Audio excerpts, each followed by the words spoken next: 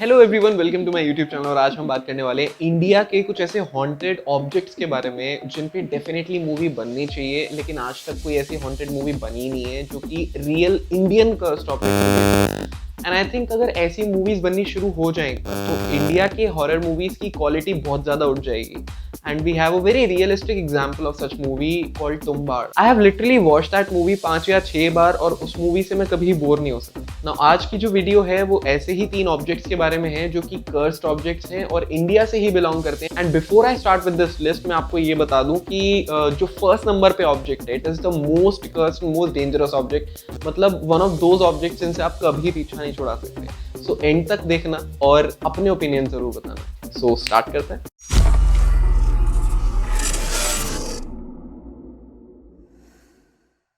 So starting with number 3 आता है the Kohinoor diamond. We all know about Kohinoor diamond, लेकिन क्या हम सबको पता है कि ये कर्स डायमंड है?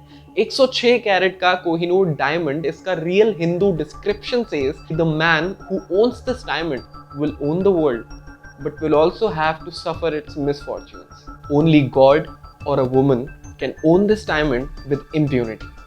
अर्थात वो आदमी जो इस हीरे का हकदार बनेगा वो दुनिया पर राज कर सकेगा, लेकिन इसके साथ आने वाले दुर्भाग्य को भी उसे झेलना पड़ेगा। इसीलिए सिर्फ भगवान या औरत ही इस हीरे को बिना किसी दुर्भाग्य के अपना सकती है। थ्रू आउट द हिस्ट्री इस हीरे को पाने के लिए बहुत सारी लड़ाइयाँ हुई हैं और ये बहुत सारे अलग अलग रूलर्स के पास गया है, जैसे कि हिंदू, सिख, मंगोलियन, अफगान रूलर्स, इन सब के पास ये हीरा एक एक करके जा चुका है। लेकिन इस हीरे का कर्स कितना खतरनाक है वो आप इसी चीज से अंदाजा लगा सकते हो कि जब जब इस हीरे के लिए कोई भी बैटल हुई है तब तब दुनिया के बड़े से बड़े एम्पायर एकदम नीचे गिरे। 1849 में ये हीरा फाइनली ब्रिटिशर्स के पास आया था, जिसके बाद उन्होंने 1850 में ये हीरा क्वीन विक्टोरिया को दे दिया था, बिकॉज इस टाइम तक सभी इसके कर्स के बारे में जान चुके थे। उसके बाद से आज तक सिर्फ औरत ही यानी क्वींस ही इस हीरे की हकदार बनी है। ना शॉकिंग बात यह है कि इतने फेमस हीरे के कर्स के बारे में आज तक एक भी मूवी या सीरीज नहीं बनी।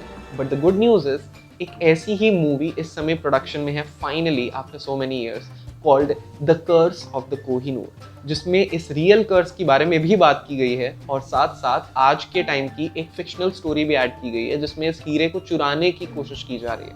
सो it will be interesting to watch and let's see हमें कब तक देखने को मिलेगी। कमिंग एट नंबर 2, थोड़ा सा और deadly, called the Hope diamond.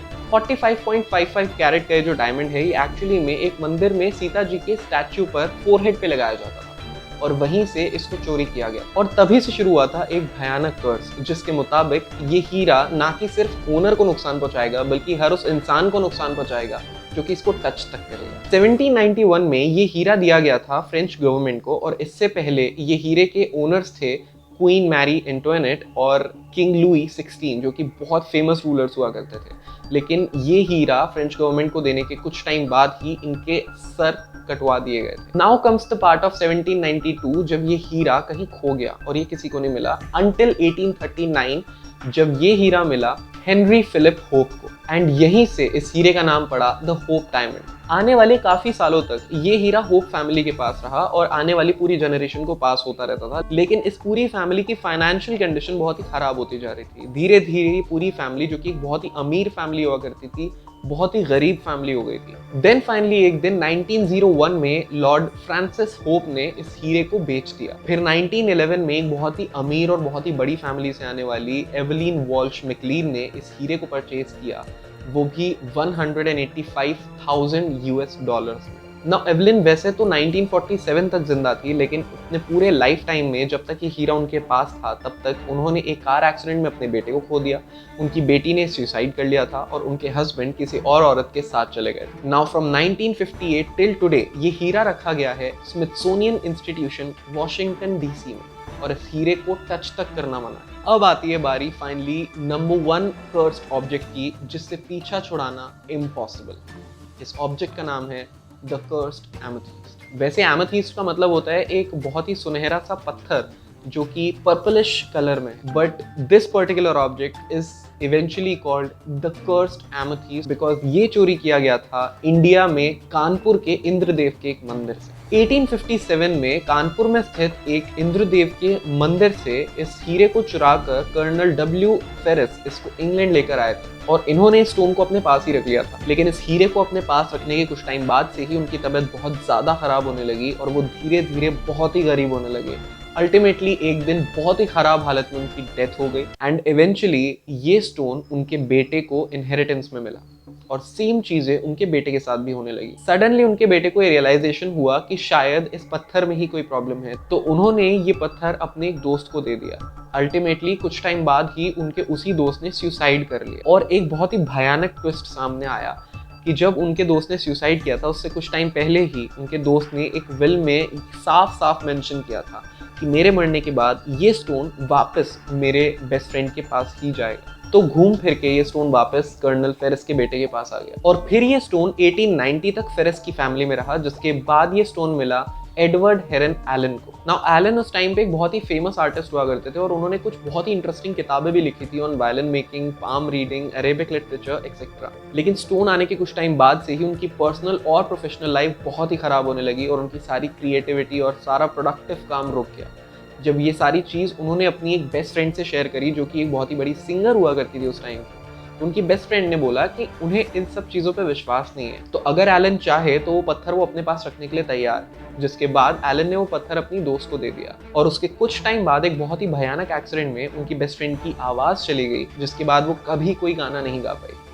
ये सारी बात होने के बाद एलन को बहुत गुस्सा आया और उन्होंने डिसाइड किया कि वो एक नदी में जाके इसको फेंक देंगे। तो उन्होंने ठीक ऐसा किया और ठीक 3 महीने बाद उसी नदी में से सामान निकालने वाली एक बोट को कुछ सामान में ये स्टोन मिला और पता लगाने के बाद कि ये स्टोन किसका है, घूम फिर के दोबारा से ये स्टोन हेरन एलन के पास आ गया और तब एलन को समझ आ गया था कि इस स्टोन से पीछा छुड़ाना इम्पॉसिबल है। तभी उन्होंने बोल दिया था कि ये स्टोन कर्स्ड है और ब्लड थर्स्टी है। तो सिर्फ अपने आप को और अपनी फैमिली को सेफ रखने के लिए उन्होंने स्टोन को अपने बैंक के वॉल्ट में बंद करवा के सिक्योरली रखवा दिया और वो भी 7 लॉक्ड बॉक्सेस के अंदर। एलन की डेथ हुई 1943 में और अपनी डेथ से पहले ही वो अपनी बेटी को सब कुछ समझा चुके थे। तो एग्जैक्ट उनकी विश के अकॉर्डिंग 3 साल बाद इनके बैंक वॉल्ट से स्टोन को निकाल के इनकी बेटी को दे दिया गया। फाइनली इन्होंने इन 7 लॉक बॉक्सेस को खोल के स्टोन को निकाला और म्यूजियम में दे दिया और साथ में एक नोट भी दिया कि इस स्टोन को आप अपने ही रिस्क पर हाथ लगाएं। फाइनली ये स्टोन 2007 में नेचुरल हिस्ट्री ऑफ म्यूजियम में पहुंचा और इस स्टोन को वहां लाने वाले थे रिचर्ड सेवन, जो कि इस म्यूजियम में काम किया करते थे। और रिचर्ड सेवन ने एक एक्सक्लूसिव इंटरव्यू में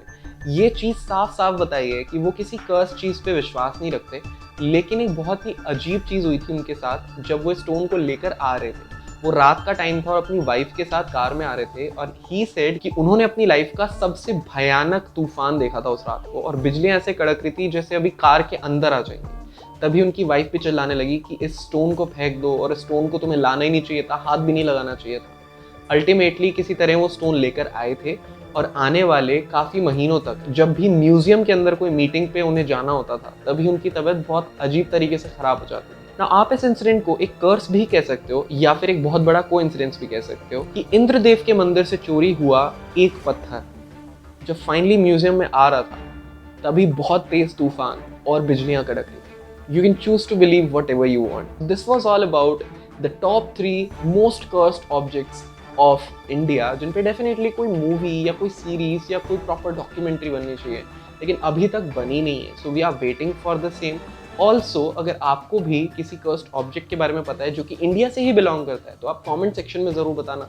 वीडियो कैसी लगी ये भी ज़रूर बताना और लाइक करो, शेयर करो, सब्सक्राइब करो और अगर नहीं हो तो बेल आइकन भी दबा दो यार सब्सक्राइब करने के साथ साथ। मतलब कम ऑन, मोटिवेशन मिलता है तो बहुत अच्छी वीडियोस आती है। तो टेल मी ये वीडियो कैसी लगी और हम मिलते हैं नेक्स्ट वीडियो में। तब तक टेक केयर।